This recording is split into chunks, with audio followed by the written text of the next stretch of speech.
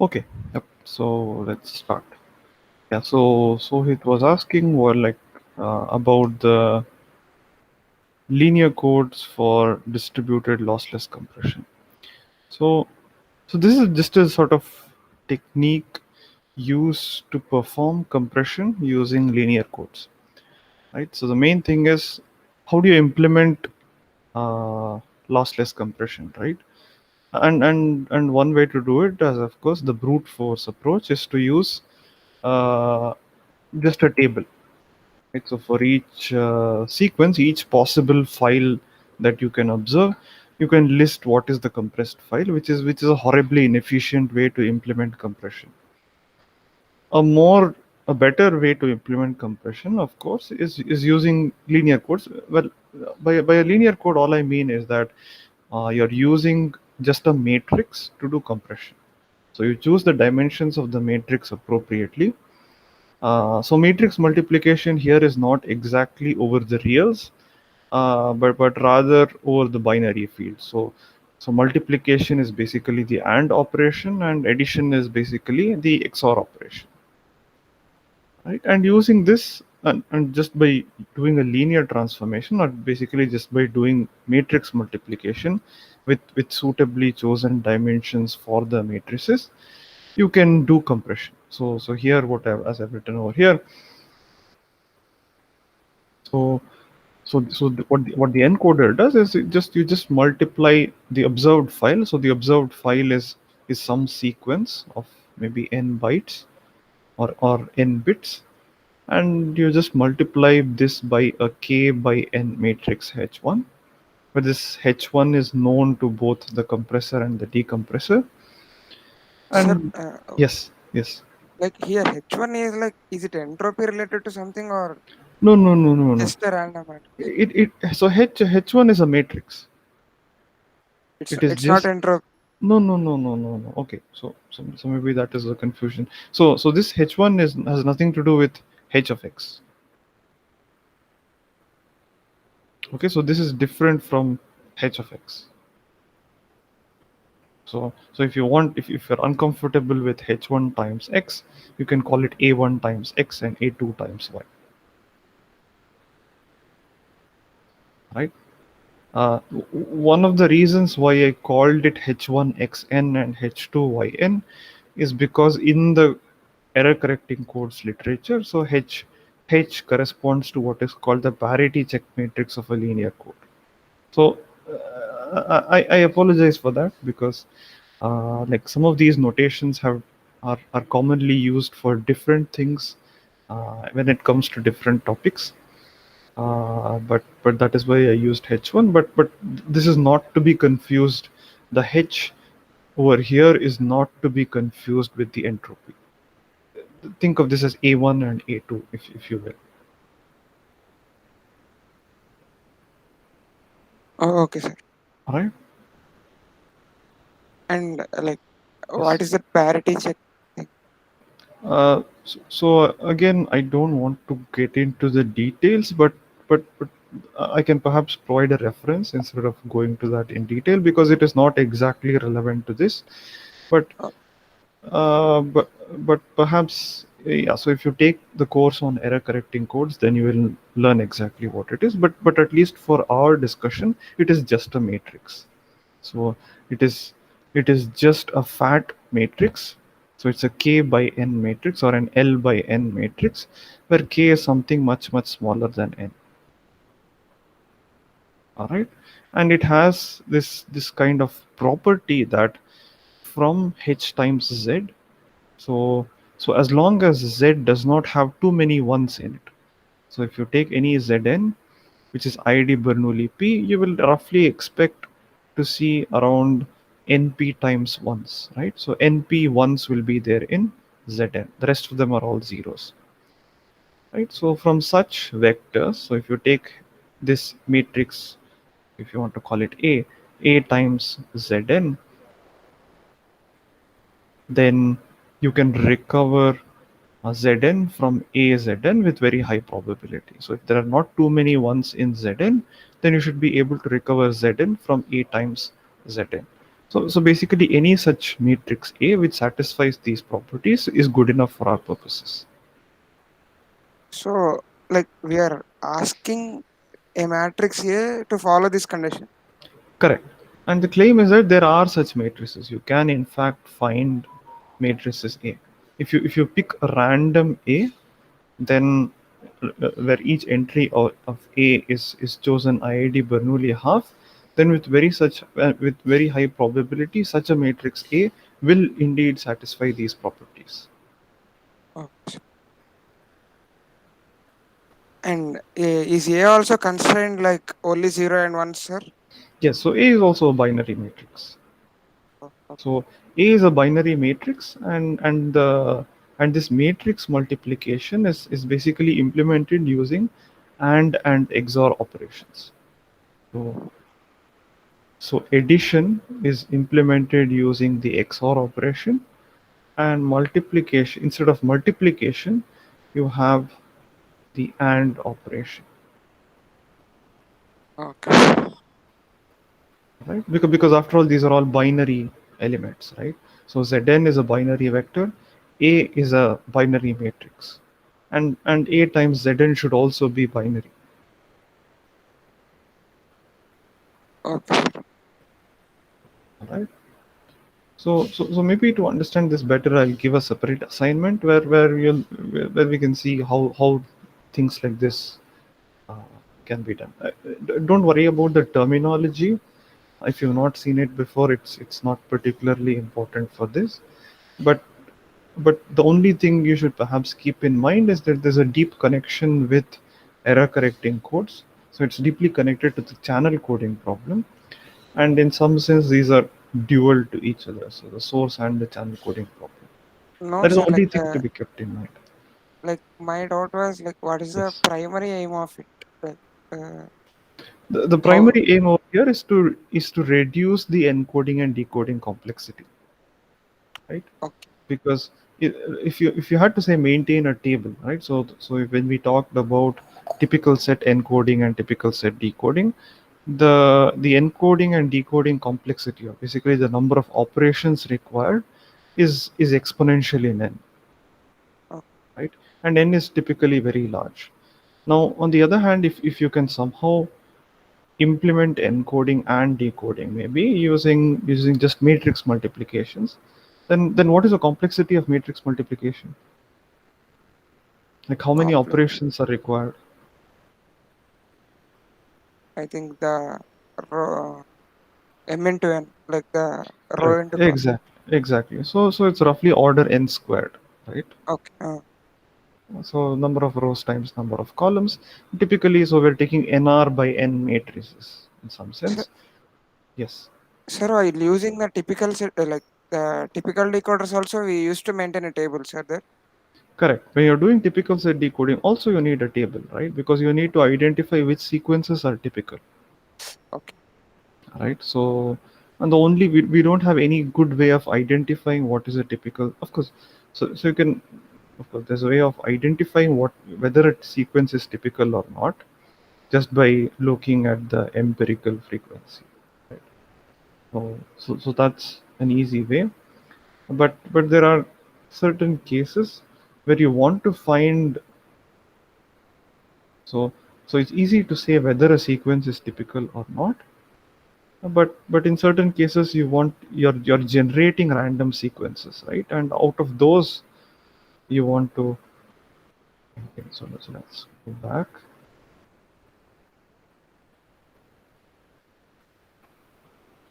Right. So if you look at this decoder over here, you say that one some particular pair is, so the reconstruction is xn hat yn hat. So basically for this you need to identify uh, which sequence corresponds to which particular code word. So it's really only this table which needs to be stored. You don't really need to store the table of typical sequences because you can just find the empirical frequency and check whether it is typical or not. But certainly this, the set of all code words for all possible sequences, that definitely needs to be stored. The code book needs to be stored.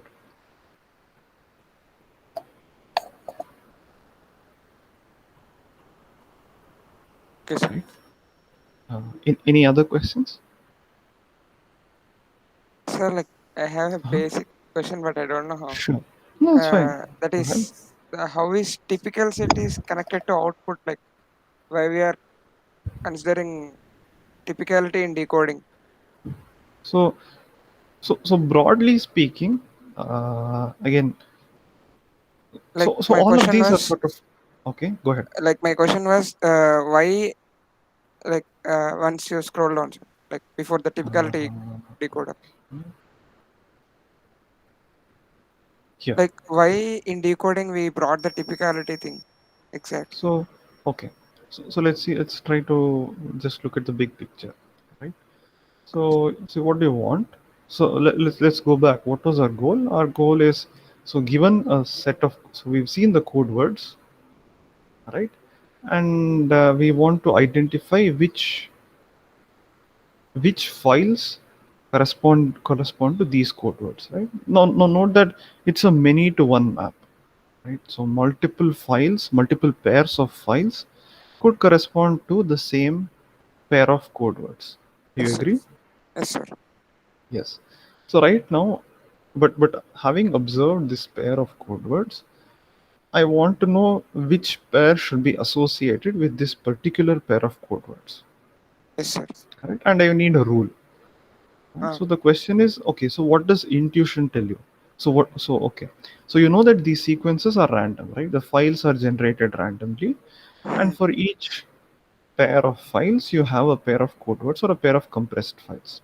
yes, sir. So, so given this pair, what would be the best guess? How would you associate this particular pair of compressed sequences or this particular pair of code words with one of these? Like which was the least distance with it or something like Least distance, but think, what if you think about, like, in terms of probability, what would be your best guess? probability. Yes.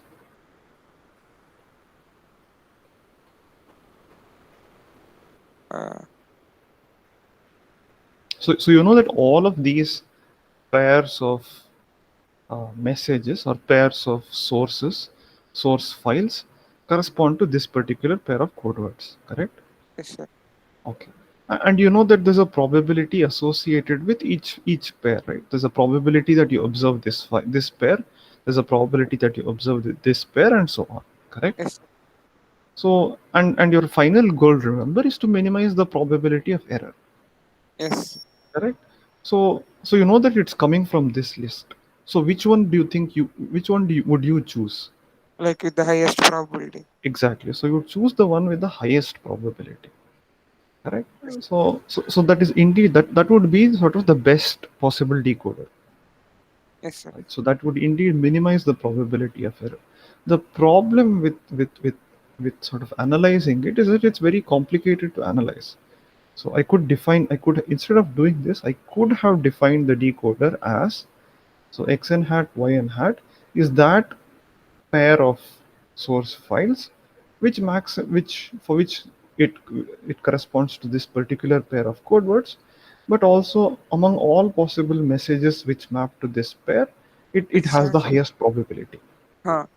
Correct? That would indeed be the best. But it's very hard to analyze the probability of error of such a decoder. Okay. Okay. So what I'm doing is, whenever we're talking about typical set encoding, typical set decoding, we're always analyzing a suboptimal decoder, right? The only reason why we bring this typicality over here is that it is easier to analyze. Before you told that when it has high probability, we get we will have a guarantee that we will have assurance of Correct. getting least error, no, sir. Correct. No, no, Now no. how we will have the No, no, no. So I'm saying that if I choose, correct. So if I choose the so-called maximum likelihood decoder, which corresponds to, say, to choosing that pair which maximizes the probability among this list, that would achieve the least probability of error. yes, But the point here is that even though the typical set decoder is suboptimal, it still achieves a vanishing probability of error, and that is good enough for our purposes. right? So although the maximum likelihood decoder achieves the least probability of error, the probability of error is not too much less than the typical set decoder. But the Oh, typical set decoder is easier to analyze because we have these results such as the joint typicality lemma and the conditional yes, typicality lemma and so on. yes, sir. All right, and intuitively that is really what is happening, right? So although, so you have a bunch of files or a bunch of pairs of sequences which correspond to the same pair of code words, with very high probability there's only going to be one pair which is tightly correlated with respect to each other in this list, and that corresponds to the typical pair of sequences. Sir, like, do we have a Mhm. example like with values or anywhere like with uh, so, with so ML so decoder, this is the error. With typical decoder, we will get this. okay, so it's a little hard because all of these notions, so both typicality and maximum likelihood decoding, all of these things typically kick in for large enough n, Oh, okay. right? So they perform well only for large enough n, and for large enough n it's really difficult to implement either of these, Yes. right? So for example, you can just pick a pair of sequences, right? And and note that, so suppose that you implemented the maximum likelihood decoder over here, right? So then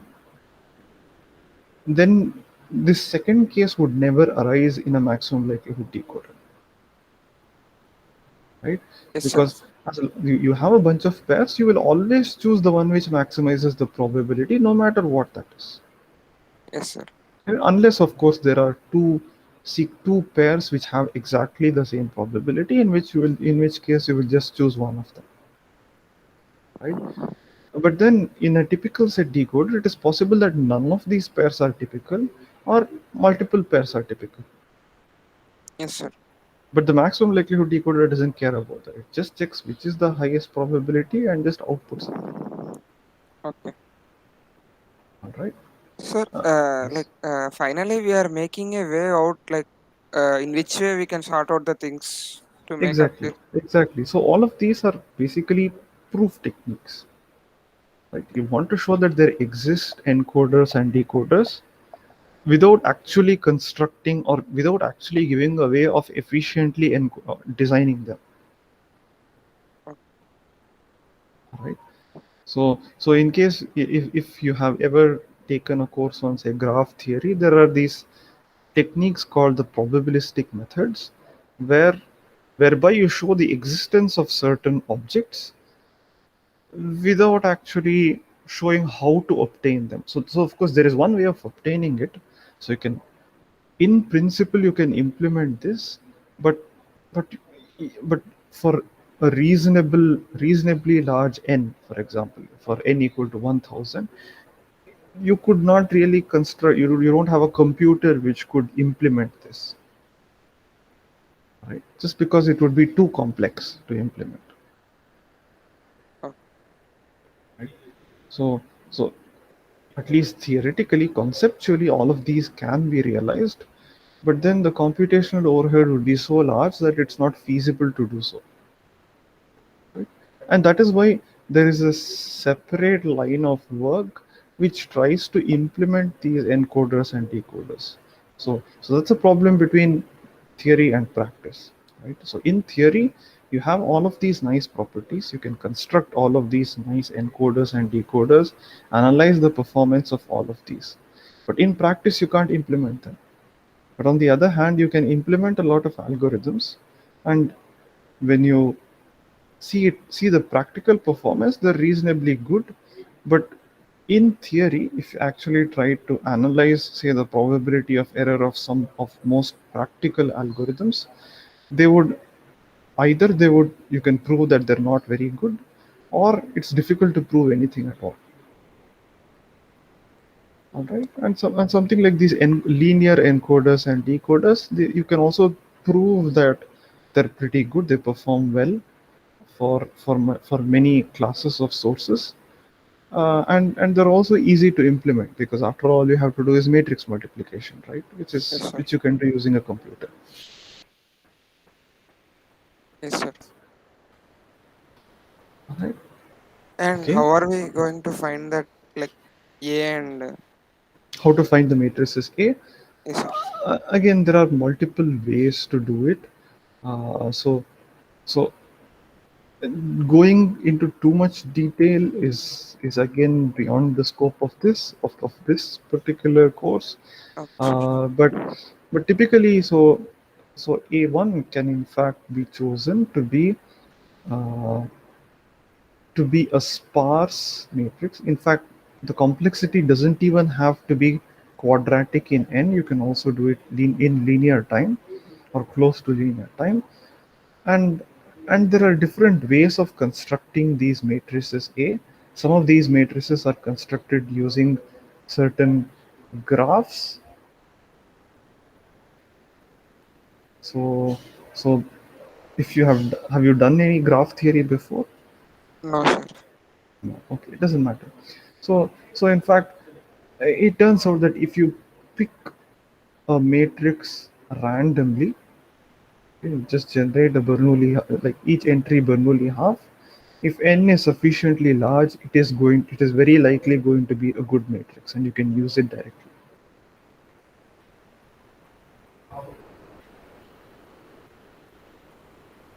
All right. But again, so that is why. So constructing the good matrices, there's no intuitive way or a simple explanation for it, but there are many constructions known, and that is a separate line of research in itself, constructing good matrices. So in the so these matrices are also used in channel coding as well, and in fact implemented on our phones today. They are used on our cell phones and laptops. All the Wi-Fi cards use matrices, which can also be used for compression, but they're used for channel coding. And from the early 2000s to around 2010, 12, there were a lot of such constructions of parity check matrices A, which also perform well, but also are easy to whatever decode in some sense.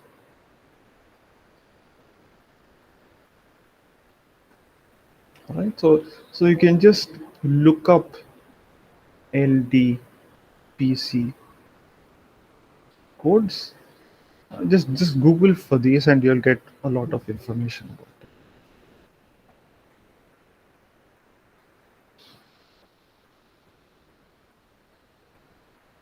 Okay, sir. All right. Okay. Any other questions?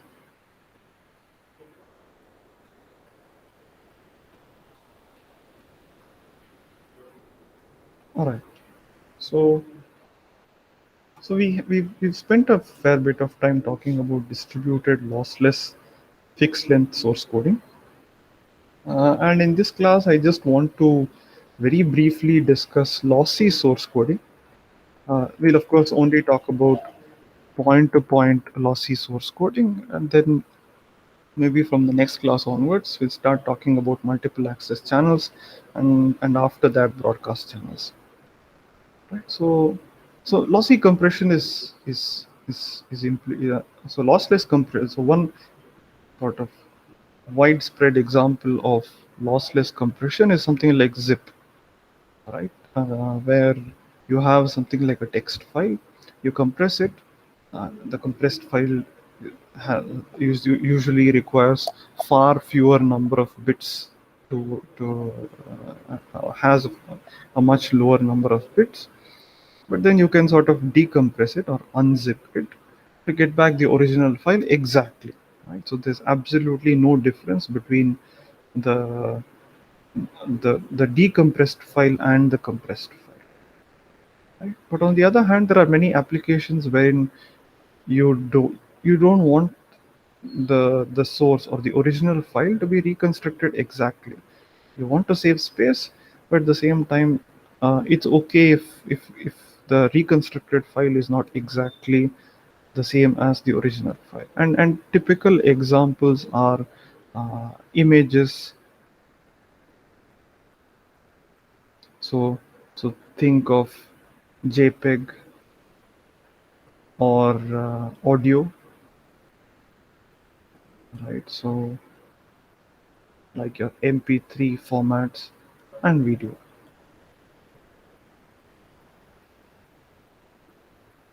MP4, for example, right? Because so for example, if you've done a bit of photography, then uh, and you have a like a high-end camera, then the output. So when you take a picture, the the the picture is stored as something like a raw file, and the raw file is huge. It can take several hundreds of megabytes, but but typically when you store it on your computer, or when you sort of store it on the cloud or transfer it to someone else, you usually use the JPEG format, which has slightly lower resolution than the original raw image. And even, for example, if you use even, let's say, WhatsApp, for example, right? When uh, you take a picture on your phone, the original picture, if you notice, the picture which is stored in your cell phone generally is maybe like around 2 to 3 megabytes, right? But then when you transfer that image over WhatsApp, you'll see that the quality has deteriorated somewhat, but the file size is actually much smaller. It's typically in the range of a few kilobytes. And sometimes WhatsApp also asks you whether you want to transmit, whether you want to send it in full quality or you want to reduce the quality to sort of reduce the file size. Right? So these are all examples of lossy compression. It's the similar things happen for audio as well as video, right? And in these cases, small uh, so a small amount of distortion or a small loss of quality is perfectly fine. So even for a picture, there's only your eyes can only distinguish a certain amount. Unless you zoom an image really a lot, you're not really going to notice much of a change if the quality is reduced by a small amount. And that's the premise of lossy compression. So more formally, mathematically, the problem is the following: you have a source file xn, which needs to be compressed. So this consists of n symbols. Each xi comes from some alphabet calligraphic x, and you want to compress this into a file of k bits, right? So there's an encoder, which is basically some algorithm or some function which takes xn as input and outputs k compressed bits. And you want a decoder which sort of reconstructs the original source. But now, unlike lossless compression, you don't want to recover xn exactly. All you want to make sure is that some distortion is as small as possible. So you'll define some function,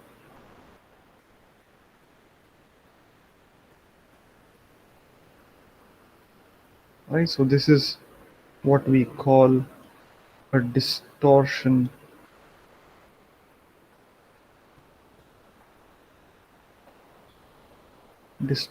or sometimes a cost. And you want to make sure that this distortion is as small as possible. At the same time, you also want to minimize the number of compressed bits, right? And we generally, so we will assume this sort of per letter distortion. So the distortion between two files of length n, or two sequences of length n, is basically 1 over n times the summation of the distortion between pairs of symbols xi and xi hat. All right. So the basic goal is to compress a file such that the distortion between the original file and the reconstructed file is not too large, it's at most capital D, and the rate or the number of bits needed to represent each symbol of the source is as small as possible. All right. So in studying uh, lossy compression, we'll generally make some assumptions.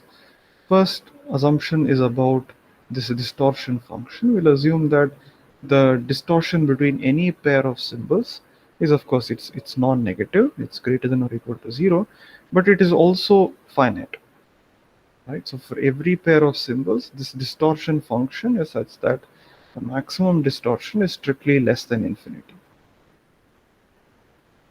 All right, and another assumption that we will make, at least for now, is that xn is IID distributed according to some known distribution Px.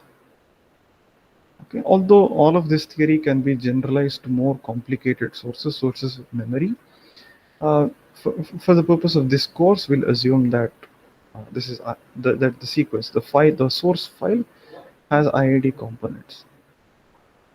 Okay, so what does a distortion function look like?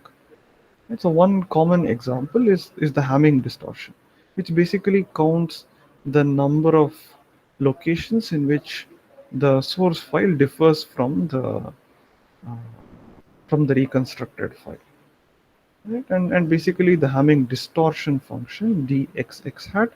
So this is equal to 1 if x is not equal to x hat, and 0 if x equal to x hat. Right? So for example, if you have two sequences,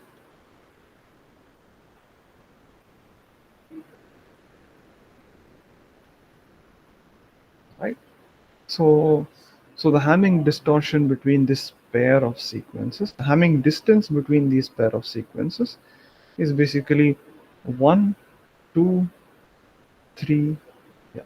So the Hamming distance between, uh, if this is xn and this is xn hat, then the Hamming distance between xn hat and xn is 3, and the Hamming distortion, because of the way we have defined it, is 3 by n, which is 7.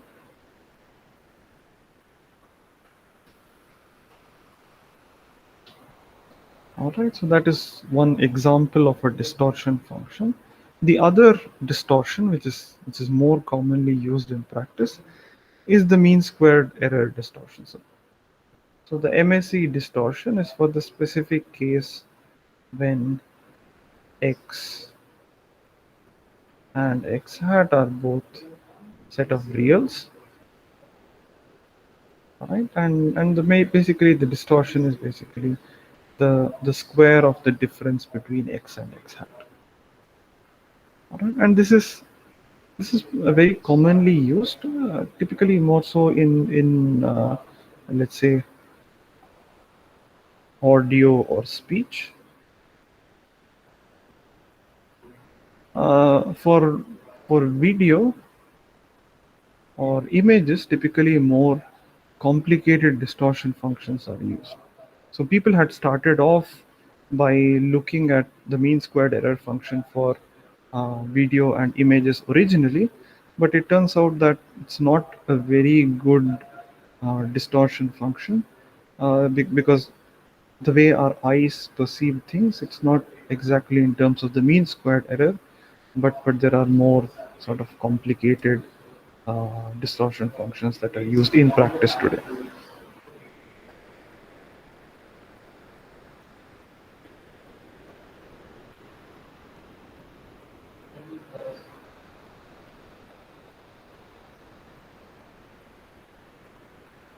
Okay, so if you want to learn more about video or image sort of compression, a very good source is this blog maintained by Netflix.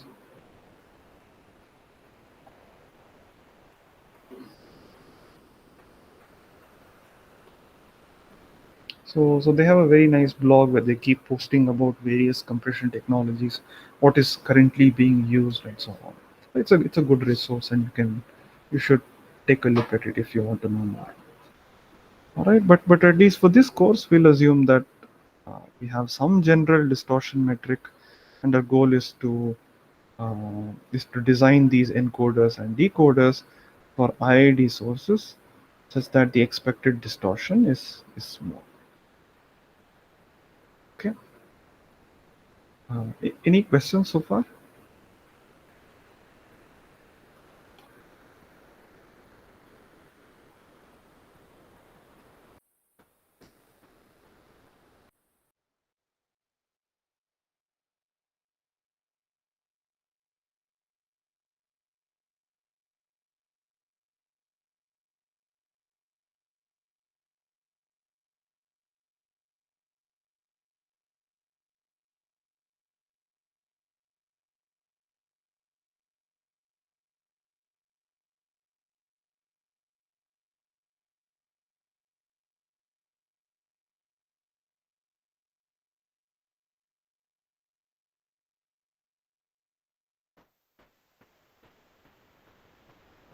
Okay. So, so again, since we don't have much time, I don't want to go through all aspects of the proof. But basically, the most important result about point-to-point lossy compression, it's also called quantization, is the following result, which is called the rate distortion theorem. All right. So, given a distortion, what is the minimum rate that you can achieve asymptotically? And the optimal achievable rate, the minimum achievable rate, is given by this function r, which is r of d. So it's a function of d. This is also called the rate distortion function.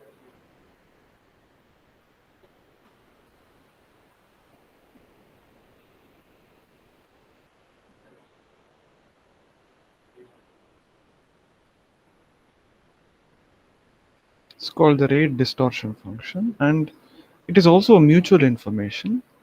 But it is the minimum of this mutual information between x and x hat, where this minimization is taken over all conditional distributions p x hat given x, such that the expected distortion between x hat and x is less than or equal to d.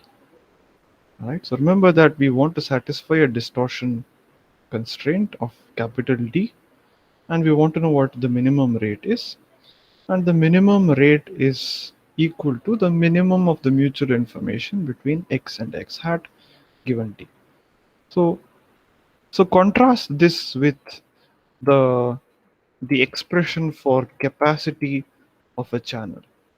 Right. So in channel coding, the capacity was also a mutual information between x and y, but in that case, this was the maximum overall possible, the maximum of the mutual information, uh, where this maximization is taken over all possible input distributions px, right?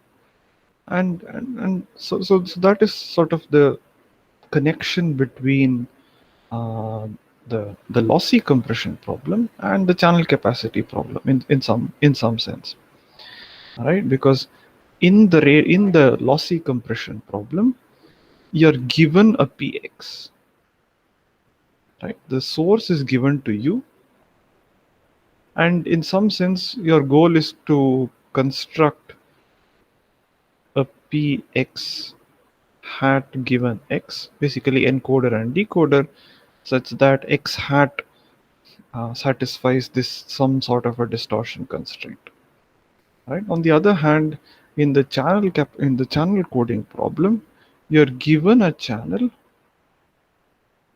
py given x, and the goal is to find an input distribution px which maximizes the mutual information. So in the channel coding problem, you are interested in maximizing the rate, whereas in the lossy compression problem, you are basically interested in minimizing the rate, right? And there's another connection. There's a more geometric interpretation for each of these problems. Uh, Note that in the channel coding problem, the goal was to construct a code book such that code words are as far apart as possible, right? So given a particular code word, you want to make sure that it is not confused with some other code word. So you transmit a particular code word, you receive something else in space, and the goal is to make sure that the decoder always uh, outputs the correct code word. Right? So that can be visualized, or it can be posed as a so-called packing problem. Right? And the packing problem is the following. So what is the maximum number of points you can pack such that every 2 points are at least at a distance of 2 times np? So suppose that you're transmitting this through the transmitting code words through a bsc p. You know that with high probability the received sequence is going to be at a Hamming distance of roughly np from the transmitted code word. So you can think of this as a so-called noise ball, and maximizing the rate essentially corresponds to maximizing the number of balls that you can pack in. You want to make sure that there's no overlap between balls, otherwise there'll be the probability of error will increase. So a hard packing is the case where you want none of these balls to intersect at all, uh, and that is extensively studied, particularly in the case of Euclidean packing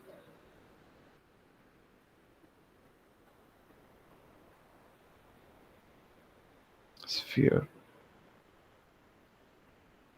Right, so that's an interesting geometric problem. What is the so if you're given a number of balls of a certain radius, you want to find out what is the maximum number of balls you can pack in a given region, right? So and that's something that we see very commonly in practice as well. So suppose that you're given a bunch of oranges, which you want to store in a container.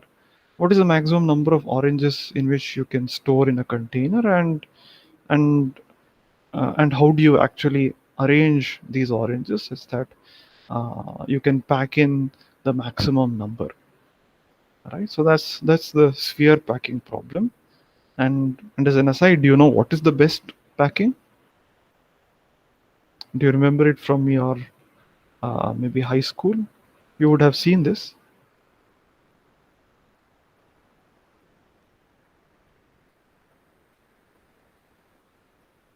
Or uh, or maybe something even more basic is, given a particular region in space, so just look at two-dimensional case, what is the maximum number of circles that you can pack?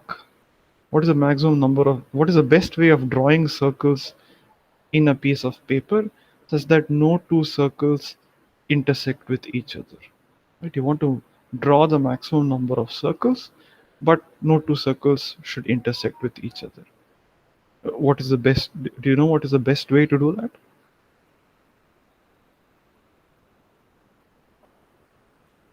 So all the centers would be lying in same line, like center uh, of the circle, all circle okay, line in the same line, so you're and saying then that the best is the so-called, so this the so-called rectangular packing, wherein so you draw all of these on the same line, yes, and then you draw it like this. yes. Okay, so it turns out that this is not the best. You can do something even better.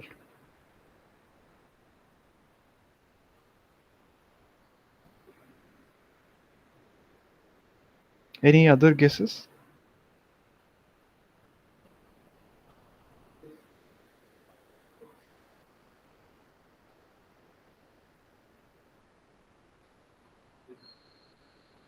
So in fact, the reason why this is not very good is that if I mean, I've not drawn it very well, but there's a lot of space in between over here,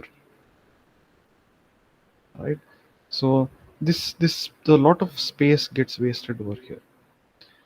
A better way to do it is using what is called the hexagonal packing, wherein Alternatively, intersection Yes, point. sir. exactly. So So so of course on one line you have circles in a straight line, but and above then above that you don't keep it yes, exactly along the same. You shift it a little. yes, at the center, like they make a equilateral triangle of the all centers. If you want, Exactly. So this makes an yes, equilateral triangle, yes, and this is what is called the hexagonal packing. yes,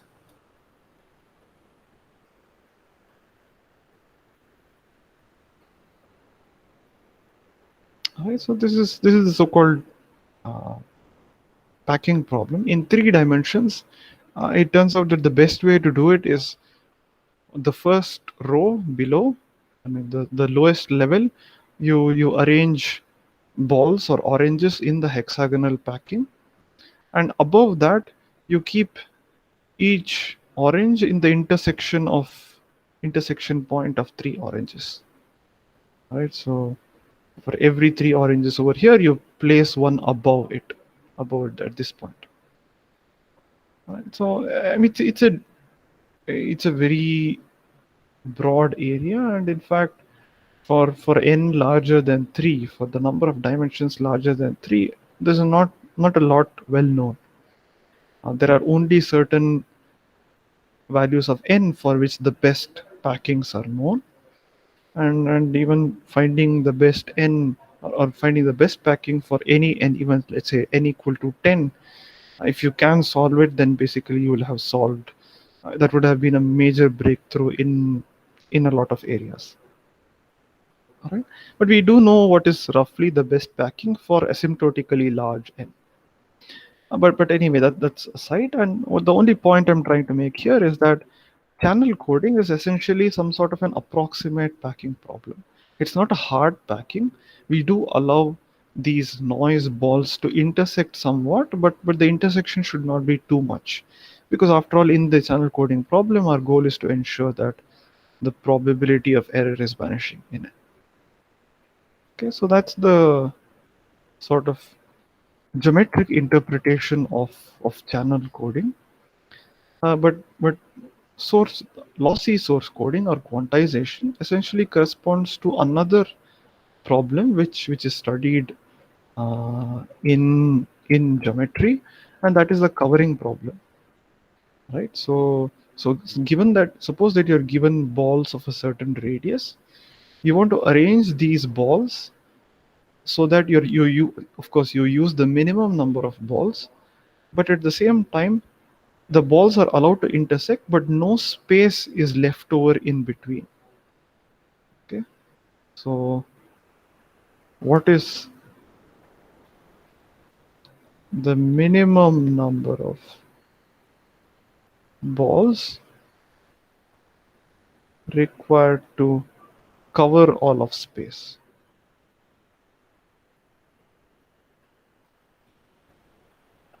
All right, and this is a very practical problem, and something that you see in cellular communications.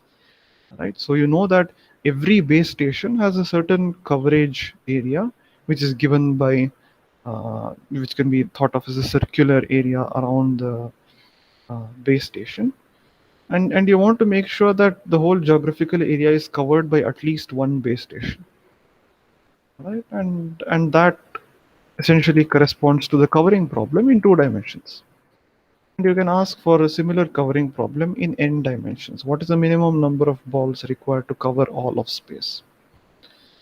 All right, and again, this is also another problem, the sphere covering problem. The sphere covering problem has also been studied extensively in geometry, and that again, so it turns out that the best covering is also the hexagonal covering. Right, so if you've taken a course on wireless or cellular communications, one of the basic things that you study is that how do you place base stations. You place them in sort of a hexagonal array.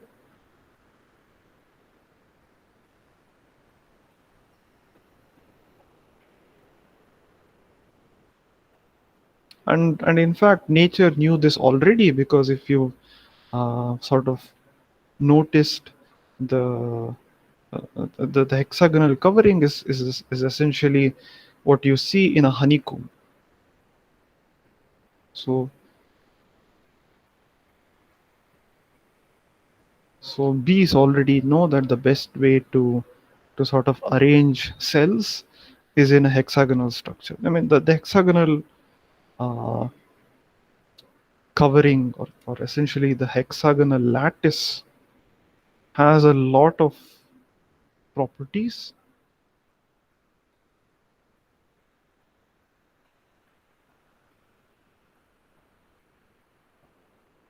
Has a lot of very nice properties, and both for packing and covering and a bunch of other problems.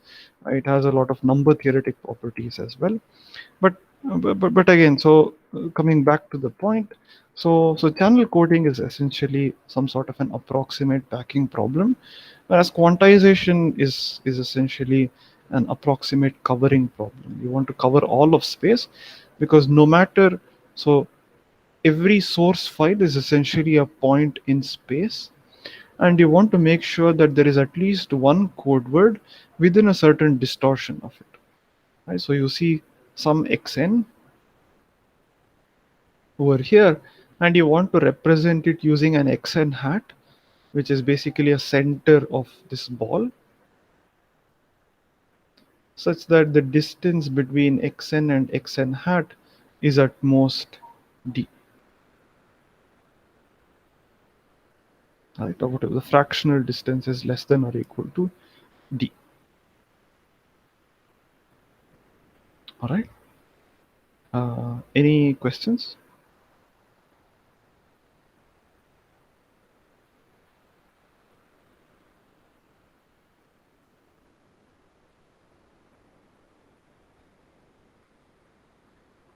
So this is just geometric interpretation, and this sort of intuition is very helpful whenever you're working on such problems. It's always good to have this geometric picture in mind of covering or packing, because it can lead to a lot of insights. All right.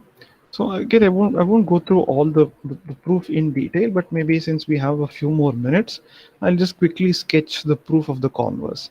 The achievability proof again uses a random coding argument, but for now, let's look at the converse. All right. So the goal is to show that no matter how you choose sequences of encoders and decoders, if you want to make sure that the expected distortion is less than or equal to capital D, then the rate must necessarily be greater than or equal to the rate distortion function R of D. All right. So here we're assuming, of course, assuming that the encoders and decoders uh, have the property that, so so the encoder is basically a mapping from the n to 0 1 to the k, which is where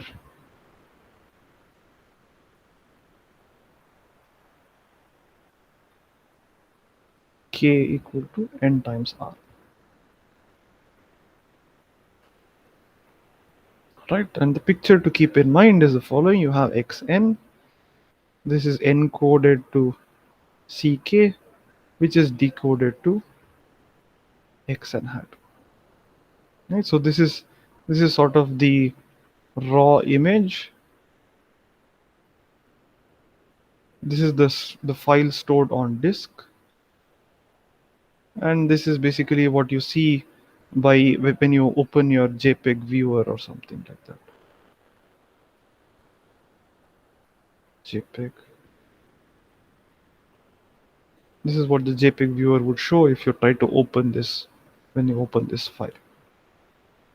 All right. So one sort of key result which is used in proving the converse is that the rate distortion function, which is basically a minimization of a mutual information, it's a function of D, and in particular it's a continuous convex and non-increasing function of D, and this basically uh, follows from properties of the mutual information. Uh, so I of x hat, this is convex in Px hat given x for a given Px, and it is concave in Px for given Px at given x. Right, and this property is what is used to prove the statement that R of D is a convex function of D, and that is used in the converse. All right. So, so the way you prove the converse is the following. So let's look at.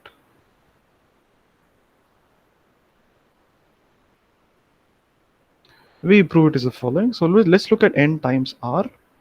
So n times R is obviously greater than or equal to the entropy of Ck. You're transmitting nr bits, and the code word or the compressed file consists of k bits. So obviously nr should be greater than or equal to h of ck. All right. So I'll write. Sorry.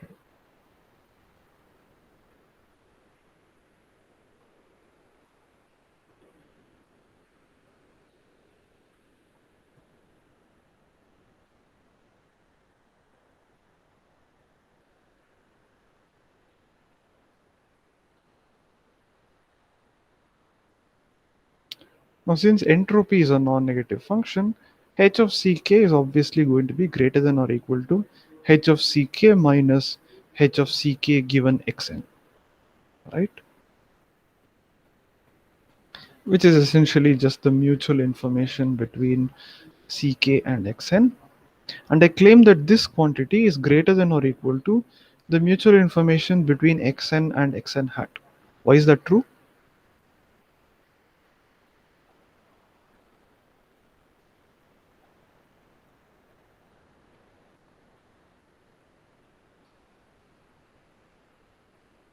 Anyone?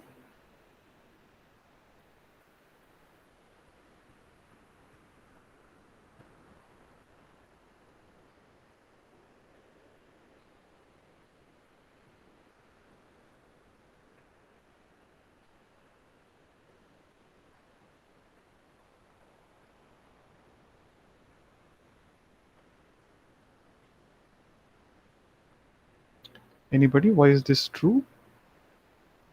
So I of ck xn. So keep this picture in mind.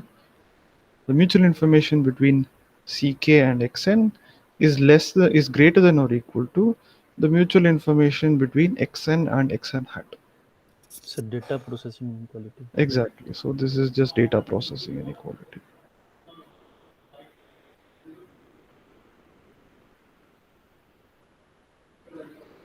Right.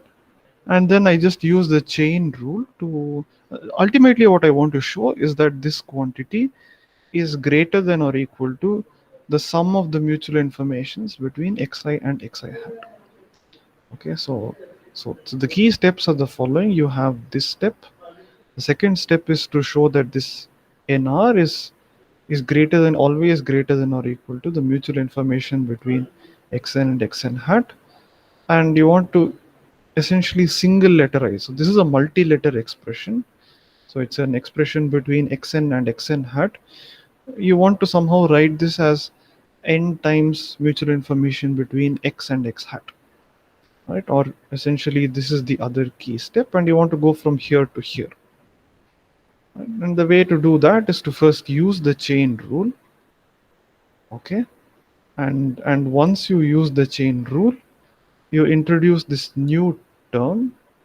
So this is summation I xi xn hat given xi minus 1, and I claim that this quantity is equal to 0 over here. Why is that true?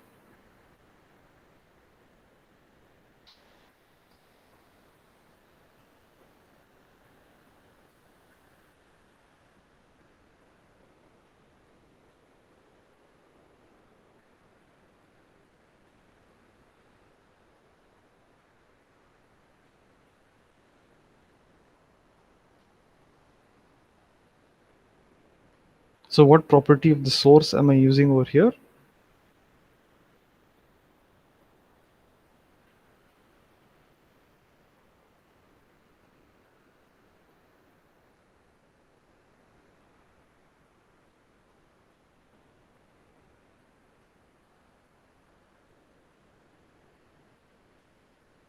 So what do we know about the source?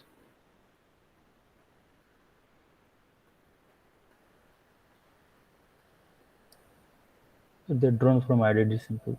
Exactly, it's IID, right? So So what can you say about xi and yeah, this is xi? independent, so mutual information is zero between them. Yes. So these are independent, and therefore the mutual information between It's these two will be zero. Right. So once again you use the chain rule.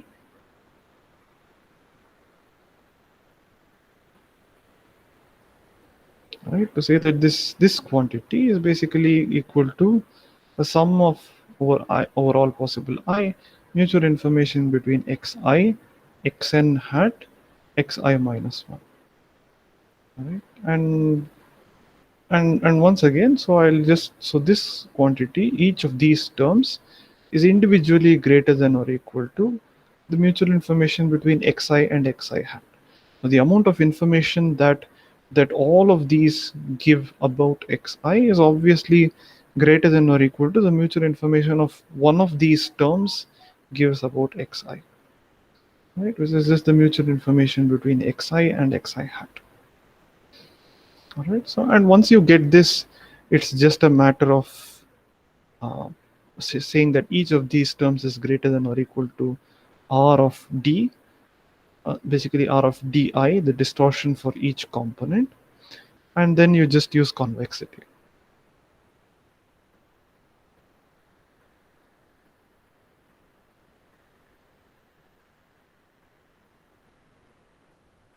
Right? So, so again, you can go through this later, but broadly speaking, whenever you want to prove any sort of a converse, the first thing you start off is with the rate n times r, and try to and the rate is generally equal to or greater than or equal to some entropy quantity.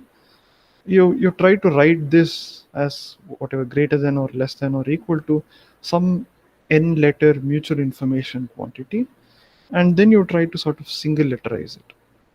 Right? You go from I xn hat to summation the mutual information between xi and xi hat. All right. And one thing to always keep in mind in any sort of channel coding problem is that this, so this reduction is generally true for most kinds of channels, but this reduction going to this single letter expression is is generally true for uh, IID channels or sources, so memoryless channels or memoryless sources,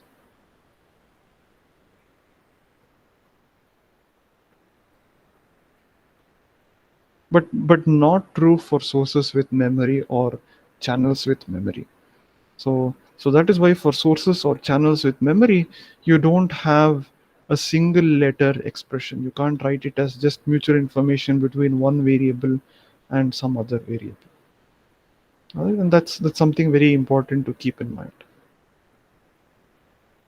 All right. So yeah, I've gone like beyond the time limit. So anyway, let's stop at this point. From the next class onwards, we'll start with multiple access channels. But yeah, if there are any questions at this point, I can take them now.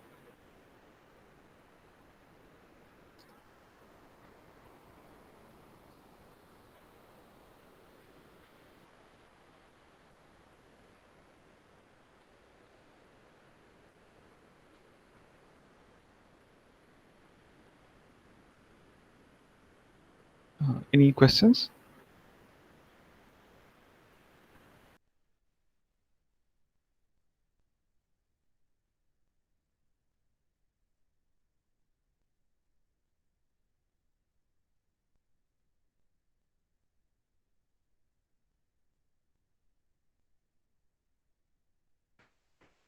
Okay, so if not, then let's stop. We meet in the next class on Wednesday. Thank you, sir. Yep, thank you.